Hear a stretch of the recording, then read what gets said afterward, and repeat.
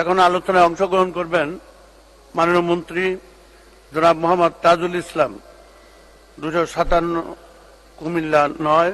আপনার নির্ধারিত সময় 8 মিনিট। ধন্যবাদ। মাননীয় স্পিকার, আপনাকে ধন্যবাদ। 2024-25 অর্থবৎসরের বাজেটের উপর আলোচনার প্রারম্ভে আমি গভীর শ্রদ্ধার সহিত স্মরণ করি জাতির জনক বঙ্গবন্ধু শেখ মুজিবুর রহমানকে, যার আজীবনের লালিত স্বপ্ন ছিল একটি সুখী সমৃদ্ধশালী বাংলাদেশ প্রতিষ্ঠা করা।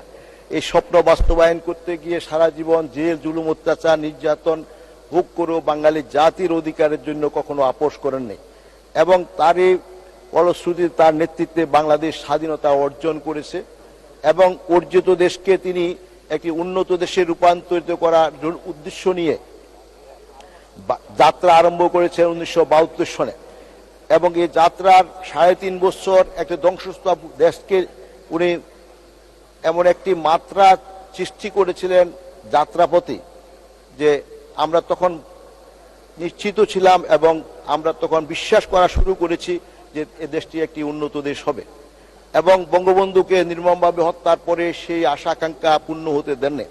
তারপরেও আমাদের আজকের মাননীয় প্রধানমন্ত্রী জাতির জনকের সুযোগ্য কন্যা বাংলাদেশে ফিরে এসে লড়াই সংগ্রাম আন্দোলন করে তার পিতার স্বপ্ন বাস্তবায়নের জন্য অসংখ্য আওয়ামী লীগের নেতা কর্মী সবার আত্মত্যাগের বিনিময়ে উনি ওনার যাত্রা অব্যাহত রেখেছেন এবং বাংলাদেশের প্রথম রাষ্ট্রীয় ক্ষমতায় আসার পরে বাংলাদেশের মানুষের অনেক সমস্যাগুলি সমাধান করেছেন। আমাদের খাদ্য ঘাটতি, বিদ্যুৎ উৎপাদন, যোগাযোগ ব্যবস্থার উন্নতি, স্বাস্থ্য, শিক্ষা সহ অভূতপূর্ব পরিবর্তনের মধ্যম দিয়ে বাংলাদেশের মানুষের আশা সঞ্চয় করেছেন এবং বিশ্বাস আস্থা সারা বিশ্বের মানুষের কাছে সৃষ্টি করতে সক্ষম হয়েছেন যে বাংলাদেশ আর ভিক্ষুক আর মিসকিনের জাতি থাকবে না, এই জাতি উন্নত জাতি হবে। এই বছরও আমাদের যে বাজেট ঘোষণা হয়েছে সারা বিশ্বের যে প্রতিকূলতা, ইউক্রেন যুদ্ধ, আমরা যে কোভিড প্যান্ডামিক মোকাবিলা করলাম, এরপরে দিয়ে ইসরায়েলের যুদ্ধ ইত্যাদি ইত্যাদির মধ্যেও আজকে আমাদের পবিত্র বাজেট ঘোষণা করা হয়েছে প্রায় 8 লক্ষ কোটি টাকা এবং সেখানে সকল খাতগুলোকে অত্যন্ত যৌক্তিকভাবে বিবেচনায় নেওয়া হয়েছে এবং এমনভাবে করা হয়েছে যাতে নাকি দারিদ্র্য বিমোচন এবং আমাদের উত্তরোত্তর সমৃদ্ধির দিকে যোগাযোগ ব্যবস্থার পাশাপাশি কর্মসংস্থান সৃষ্টি, শিক্ষার উন্নতি সহ একটা উন্নত জাতি হওয়ার জন্য যে আমাদের পথ নকশা আছে এবং লক্ষ্যমাত্রা আছে, সে লক্ষ্যে পৌঁছার জন্য আমাদের এই বাজেটকে অনেক দিক নির্দেশনা আছে। সময় স্বল্পতার জন্য সামগ্রিক মাননীয় স্পিকার সমগ্র বাজেটের ব্যাপারে আমি কথা বেশি বলতে পারবো না। তবে এক্ষেত্রে আমি আমার মন্ত্রণালয়ে বিষয় একটি বিষয় আপনাকে এই মহান সংসদকে আমি অবহিত করতে চাই। এই মন্ত্রণালয়ে মাননীয় প্রধানমন্ত্রী আমাকে দায়িত্ব দিয়েছেন এবং উনি তদারকি করেছেন, আমাদেরকে নির্দেশনা দিয়েছেন। তার পরিপ্রেক্ষিতে আমি কিছু পরিবর্তনের কথা বলি এবং সে পরিবর্তন হলো যেমন আমাদের গ্রামীণ অবকাঠামো নির্মাণ, রাস্তাঘাট, যোগাযোগ ব্যবস্থার উন্নতির জন্য আমাদের যে রাস্তাঘাটগুলো নির্মাণ করা হয় এবং সেগুলোকে আমি দায়িত্ব নেওয়ার পর থেকে এটা স্ট্রাকচারাল ডিজাইনকে পরিবর্তন করে যাতে নাকি টিকসই হয় সেজন্য ব্যবস্থা করা হয়েছে এবং ইতিমধ্যে আমাদের গত 5 বছরে যে সমস্ত রাস্তা নির্মাণ করা হয়েছে সেগুলো আগে একসময় আমাদের অর্থ কম ছিল এবং সে কারণে আমাদের হয়তো স্বল্প ব্যয় রাস্তা করতে হয়েছে, কিন্তু আমরা এখন ব্যয়টাকে বড় গুরুত্ব না দিয়ে টিকসইটাকে বড় গুরুত্ব দিচ্ছি এবং সে কারণে এখন টিকসই রাস্তা নির্মাণ হচ্ছে।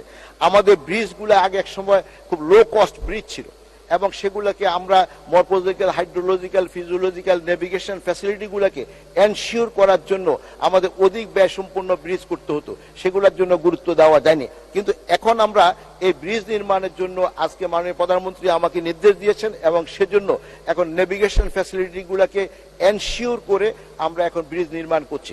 তো এখানে কয়েকদিন আগে একটা দুর্ঘটনার কথা আমি এখানে উল্লেখ করতে চাই যে একসময় 2006 সালের দিকে কিছু স্টিল ব্রিজ মানুষ চলার জন্য, পায়ে হাঁটা এবং রিক্সা চলার জন্য করা হয়েছিল, কিন্তু সেই ব্রিজের উপর দিয়ে গাড়ি যেতে গিয়ে কয়েকজন দুর্ঘটনাবশত মানুষ মারা গিয়েছে। এটা অত্যন্ত দুঃখজনক, বেদনাদায়ক। কিন্তু এই ব্রিজগুলোকে প্রতিস্থাপন করার জন্য ইতিমধ্যে 3300 কোটি টাকার একটি প্রকল্প নেওয়া হয়েছে। আমরা পর্যায়ক্রমিকভাবে পেজ আউট করে এই ব্রিজগুলো নির্মাণ করব।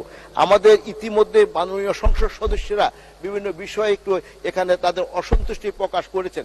আমি অসন্তুষ্টির ব্যাপারে একমত যে এখানে অনেক কাজে আরম্ভ করেছেন ঠিকাদাররা, কিন্তু ঠিকাদার কাজ পূর্ণ শেষ করছে না। এবং এই কারণটা, এটার পিছনে একটা যৌক্তিক কারণ হলো আমাদের ইউক্রেন ওয়ার এবং ইসরায়েল ওয়ারের কারণে আমাদের জিনিসপত্রের দাম, নির্মাণ সামগ্রিক দাম অনেক বেশি বৃদ্ধি পেয়েছে। যে সমস্ত ঠিকাদার কাজ করে নিয়েছিল, ধরেন এক বস্তা সিমেন্টের দাম ছিল যেখানে নাকি 300 টাকা, সেটা হয়ে গেছে 550 টাকা। আমাদের রডের দাম যেখানে ছিল যে 50,000 টাকা, সেটা হয়ে গেছে প্রায় 1 লক্ষ টাকার বেশি। অর্থাৎ ইত্যাদি সামগ্রিক দাম বাড়ার কারণে ঠিকাদারদের জন্য এই কাজ করাটা অনেকটা চ্যালেঞ্জিং হয়ে দাঁড়াইছে এবং তারা অতি ক্ষতির সম্মুখীন হচ্ছে।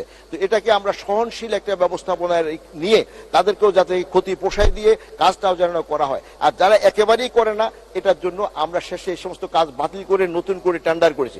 ইতিমধ্যে মাননীয় প্রধানমন্ত্রী আমাকে নির্দেশ দিয়েছেন যে যে সমস্ত নির্মাণ সামগ্রী অর্থ মন্ত্রণালয়ের সাথে সমন্বয় করে আমাদের বাজার মূল্যের সাথে সামঞ্জস্য করার জন্য, এবং সেই কারণে এটাও করা হয়েছে। তো আমি আশা করি আগামীতে এই সমস্ত সমস্যাগুলো থাকবে না এবং যে সমস্ত নির্মাণ কাজ মন্থর আছে এবং সে বেশিরভাগই শেষ পর্যন্ত ঠিক হয়ে যাবে।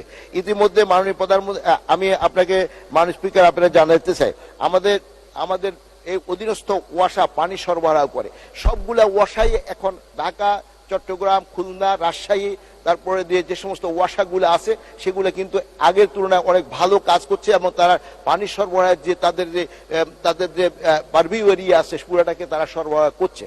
তারপরে আমাদের কুমিল্লা এবং সিলেটে নতুন করে ওয়াসা করার জন্য মাননীয় প্রধানমন্ত্রী অনুমোদন দিয়েছেন, নির্দেশনা দিয়েছেন, সে কাজও আমাদের প্রক্রিয়াধীন আছে। তারপর যে আমাদের পৌরসভাগুলোতে আগে কর্মচারীদের বেতন পাওয়ার নিয়ে একটা বড় ধরনের একটা ডিসকন্টেনমেন্ট ছিল, এটাও পরিহার করার জন্য সবার সাথে আজকের এই সময় প্রায় বেশিরভাগ পৌরসভায় তাদের কর্মচারীদের শতভাগ বেতন প্রদান করছেন এবং তাদেরকে নিয়মিত তদারকি করা হচ্ছে এবং তাদের আয় বর্ধনের ব্যবস্থা করা হয়েছে। এর পরিপ্রেক্ষিতে আমি বিশ্বাস করি যে আগামী অল্প সময়ের ব্যবধানে পৌরসভাগুলো সম্পূর্ণ স্বাবলম্বী হবে এবং তাদের দুর্নাম আসে কুড়িয়ে যাবে। আমাদের জেলা পরিষদ একটা সনাতনী প্রতিষ্ঠান, একটা প্রাচীনতম প্রতিষ্ঠান। এই প্রতিষ্ঠানটা মধ্যখানে তারা স্থবির ছিল এবং আবার ইলেকটেড বডি দ্বারা রিকনস্টিটিউট করে তারা যাত্রা আরম্ভ করেছেন। এর মধ্যে তারা কাজ করছেন। আমরা এটাকে আরো মোর দ্যান স্ট্রেংথেন করার জন্য, আরো মোর অ্যাকাউন্টেবিলিটি এন্ড ট্রান্সপারেন্সি এনশিওর করার জন্য আউটসোর্সিং এর মাধ্যম দিয়ে অডিট করার ব্যবস্থা করা হয়েছে। অর্থ মন্ত্রণালয়ে আমাদেরকে সেবারে অর্থ প্রদান করেছে, আমি তাদেরকে ধন্যবাদ জানাই। আমাদের ডিপিএইচই আপনার পাবলিক হেলথ ইঞ্জিনিয়ারিং ডিপার্টমেন্ট, এই ডিপার্টমেন্ট তারা পানি সরবরাহের জন্য দায়িত্বপ্রাপ্ত, সারা গ্রামীণ বিভিন্ন জায়গায় ক্ষুদ্র ক্ষুদ্র পানি সরবরাহ করা।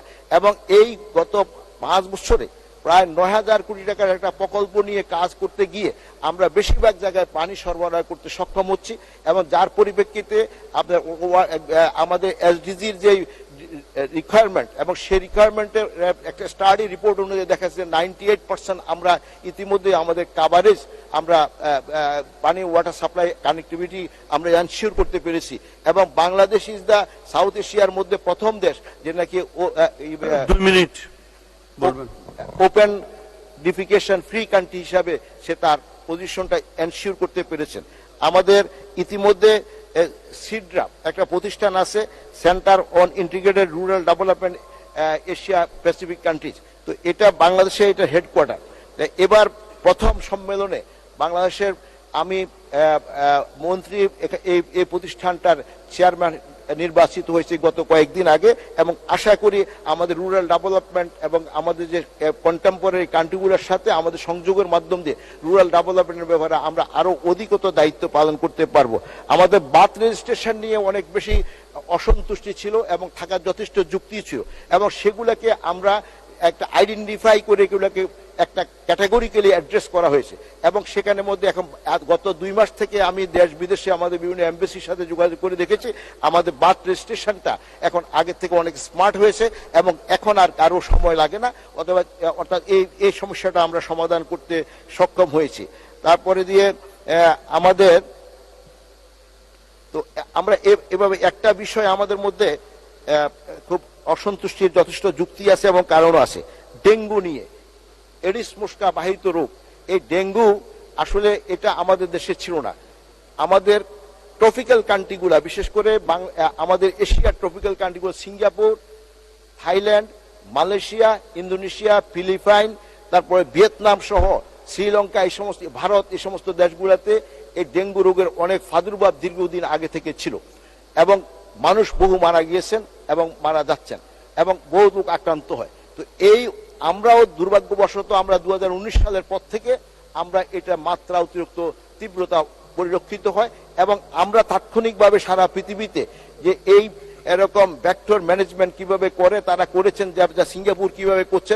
যেমন গত বছরে দেখা যাচ্ছে সিঙ্গাপুর 50 লক্ষ লোকের দেশ, সেখানে 39,000 আক্রান্ত হয়েছে, 19 জন মারা গিয়েছেন, এবং থাইল্যান্ডের প্রচুর আক্রান্ত হয়েছেন, মারা গিয়েছেন, এবং ফিলিপাইন এবং আপনার ভিয়েতনামও লক্ষ লক্ষ লোক আক্রান্ত হয়েছে। তো আমি ব্রাজিলে দেখেছি যে তাদের প্রায় 10 লক্ষ লোকের মতো আক্রান্ত হয়েছে গত বছর। তো আমাদেরও আসলে এই ব্যাপারে আমরা তাৎক্ষণিক ব্যবস্থা নেওয়ার পরিপ্রেক্ষিতে গত বছর আমাদের ঢাকা শহরে আমরা যদিও আমাদের অতীতের তুলনায় এটা নিয়ন্ত্রণ একটা পর্যায়ে ভালো, সন্তোষজনক বলা যাবে না, নিয়ন্ত্রণ ছিল, কিন্তু এটা এর মধ্যে দিয়ে ডিসিমিনেট করছে, সারা বাংলাদেশে ছড়িয়ে পড়েছে। এবং ছড়িয়ে পড়ার কারণটা হলো বাংলাদেশের অর্থনৈতিক অবস্থার উন্নতি হওয়ার সাথে সাথে গ্রামগঞ্জে এখন তাদের বাড়িঘরগুলা আগে যে কাঁচা ছিল এখন এগুলো পাকা হয়েছে, এবং পাকা বাড়িঘর যেখানে আছে সেখানের মধ্যে পানি, বৃষ্টির পানি জমা থাকতে পারে, এবং জমা পানি অথবা অন্য কোনো কারণে পানি জমা থাকে, সাদা পরিষ্কার পানি যেখানে জমা থাকবে সেখানে এডিস মশা সেখানে ডিম পাড়ে, এবং সেখান থেকে এডিস মশা হবে, এবং সেটা যদি ডেঙ্গু রোগের বাহক হয় তাহলে সবাই আক্রান্ত হবে। সেজন্য আমাদের গ্রামগঞ্জ ছড়াই পড়েছে, এবং তার পরিপ্রেক্ষিতে আমি গত বছর সারা বাংলাদেশের সমস্ত ইএনও, উপজেলা চেয়ারম্যান, জনপ্রতিনিধি এবং ডিসিদেরকে নিয়ে ভার্চুয়ালি আমরা সভা করেছি, আমরা ইন্টিগ্রেটেড ভেক্টর ম্যানেজমেন্ট একটা পলিসি তৈরি করেছি, এবং সেটাকে সব জায়গায় বিতরণ করা হয়েছে। সবাই মিলে এটা নিয়ে কাজ করছেন, এবং আমরা সারা পৃথিবীর বিভিন্ন বিখ্যাত বিশ্ববিদ্যালয়, আপনার মোনাস ইউনিভার্সিটি, আপনার মায়ামিতে, আপনার Miami also considering as a tropical country, তো সেখানে মায়ামি ইউনিভার্সিটি থেকে এন্টোমোলজিস্ট আসছে, সিঙ্গাপুর ইউনিভার্সিটি থেকে আসছে, সবার সাথে আমরা শেয়ার করে under the leadership finance was done by the World Bank, এবং ওয়ার্ল্ড ব্যাংক আমাদেরকে সাহায্য করেছেন, এবং তার পরিপ্রেক্ষিতে আমাদের দেশে আমরাও ভেক্টর ম্যানেজমেন্ট একটা পলিসি তৈরি করেছি। আর এখানেও এটার জন্য যে সমস্ত আমাদের যে সমস্ত ল্যাবরেটরি পরীক্ষা নিরীক্ষা করার দরকার, শেষ করুন 1 মিনিটের মধ্যে, এটা নিয়ে আমরা কাজ করছি। ঢাকা শহরেও আমাদের খালগুলোকে আমরা সংস্কার করার মাধ্যম দিয়ে, আমি দায়িত্ব নেওয়ার পর থেকে 2019 সালে আমাদের খালগুলোকে আমরা সিটি কর্পোরেশনের কাছে হস্তান্তর করেছি, এবং সিটি কর্পোরেশন তুলনামূলকভাবে ভালো কাজ করেছেন, যার জন্য আমরা 2019 সালেও যেখানে আমাদের ইস্কাটন, শান্তিনগর এবং তেজগাঁ এবং আমাদের মন্ত্রণালয়েও হাঁটু পরিমাণ পানি জমা থাকতো।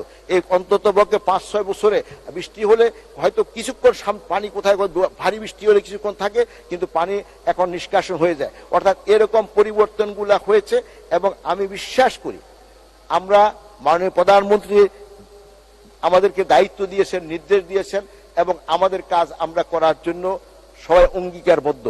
আমি বিশ্বাস করি জাতির জনকের স্বপ্ন বুকে ধারণ করে আমাদের প্রিয় নেত্রী শেখ হাসিনা বাংলাদেশের মানুষের আকাঙ্ক্ষা পূর্ণের জন্য 2041 সালে যে উন্নত বাংলাদেশ গড়ার জন্য যে অঙ্গীকার করেছেন আমাদের মাননীয় প্রধানমন্ত্রী। ধন্যবাদ মাননীয় মন্ত্রী, আপনাকে অসংখ্য ধন্যবাদ।